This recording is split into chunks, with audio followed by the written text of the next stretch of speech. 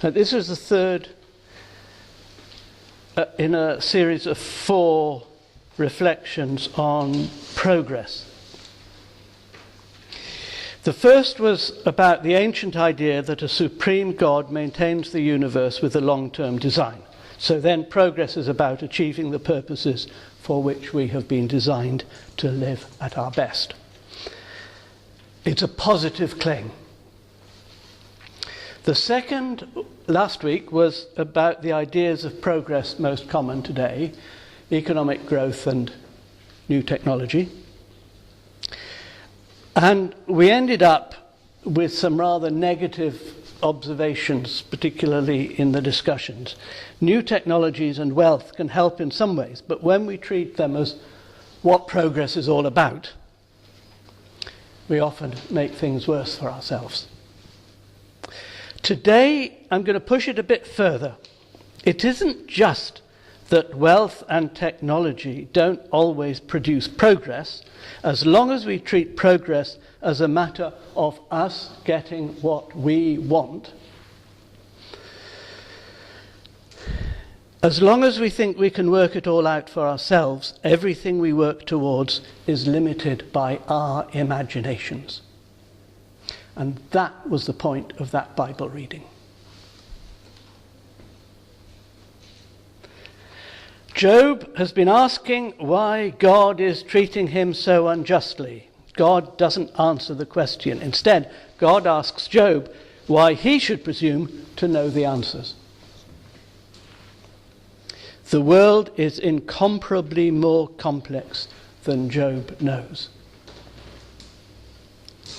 In the same way, we too can ask ourselves how much we should expect to know, how competent we are to control the future. People often make things worse because we overestimate our understanding. We only need to remember how much British money has been spent on peace and justice by dropping bombs on Libya, Afghanistan, Iraq, Syria.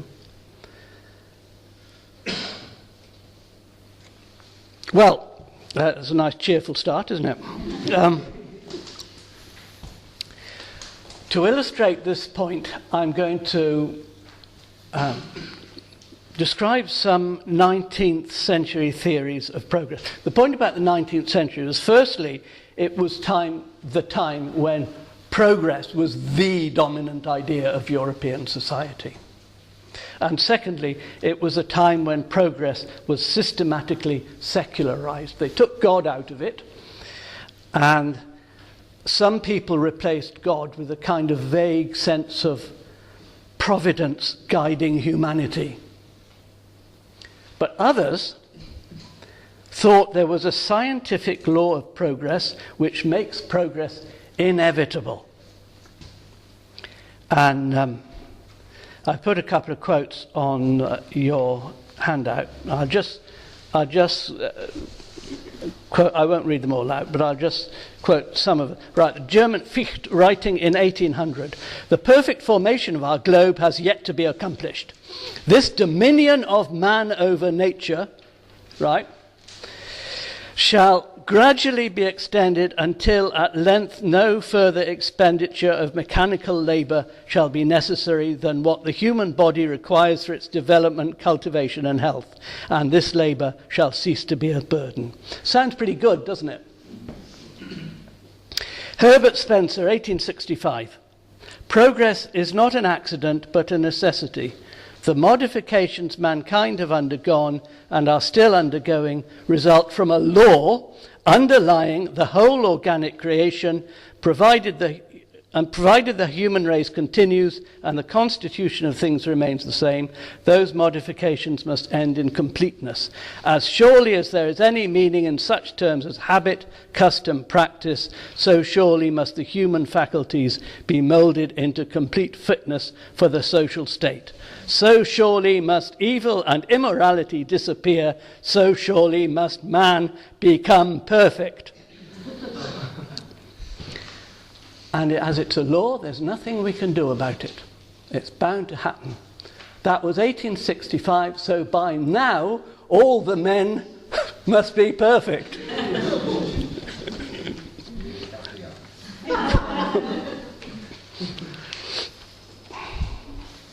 Well, how was all this going to happen?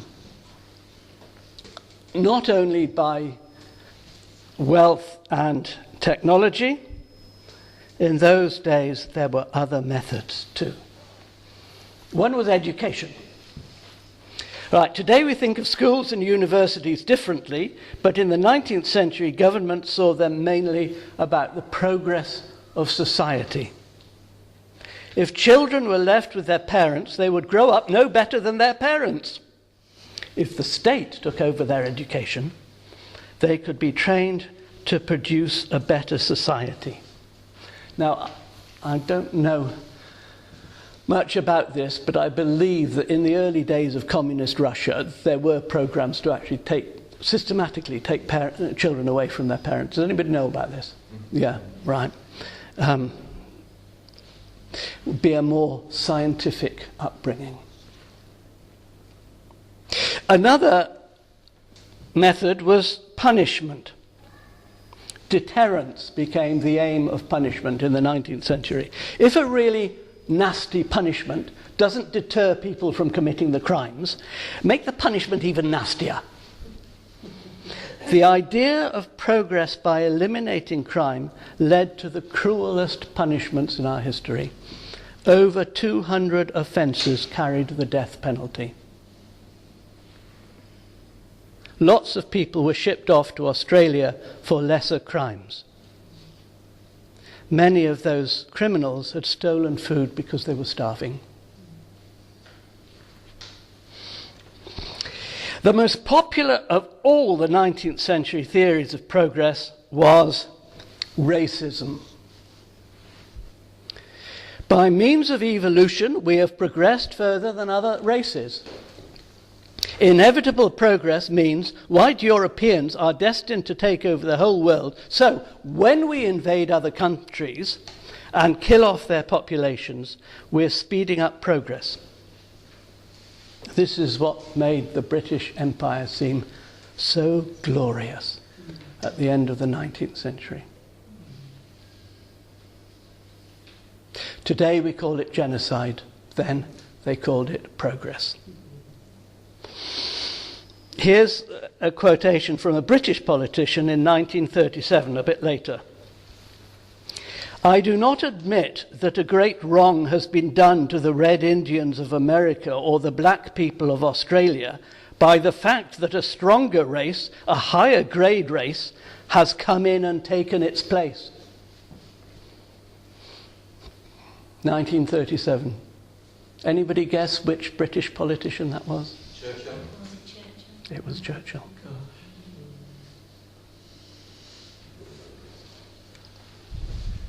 Well, so what's wrong with all this? A number of things are wrong with it. I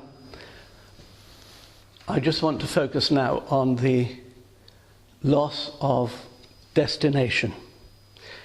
Progress means change for the better. As long as we believed that humanity was designed for a purpose, better meant progress towards that purpose. But if there is no purpose, what counts as better? It's up to us to decide for ourselves, and different people want different things. This is why our society doesn't have a shared sense of what we are progressing towards. So, after the 20th century, things begin to look different. 2 world wars. People became increasingly skeptical. Some atheists now argue that the whole idea of progress is a Christian myth.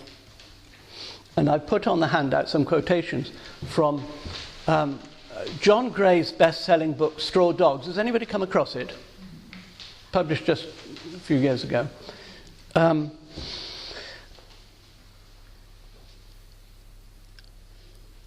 He argues that the idea of progress is a Christian prejudice. In reality, there's no such thing. Before Christianity, the pagans of the Roman Empire didn't believe in it. He accepts evolution, but he observes that evolution is not necessarily progress. In the 19th century, many people thought it was. Herbert Spencer thought it meant the survival of the fittest. And today, no evolutionary biologist would agree with that. Who are the fittest? The ones who survive. The survival of the survivors. All that's happening in evolution is that each species adapts to a changing environment, and we are one species of animal doing just that. Of course, technology keeps changing, but the critics argue that all our new technologies only enable us to do more efficiently what we wanted to do anyway. So, to summarize this rather negative account, progress means change for the better. Who decides what counts as better? And that really is the point of God challenging Job in the way that that Bible reading describes. If we have been designed by a God who gives our lives a purpose, progress is change towards that purpose. If, on the other hand, there is no design, then progress can only mean what each of us decides to count it as meaning. If that's all it means, each of us tries to make our own lives a little better, and we come into conflict with each other,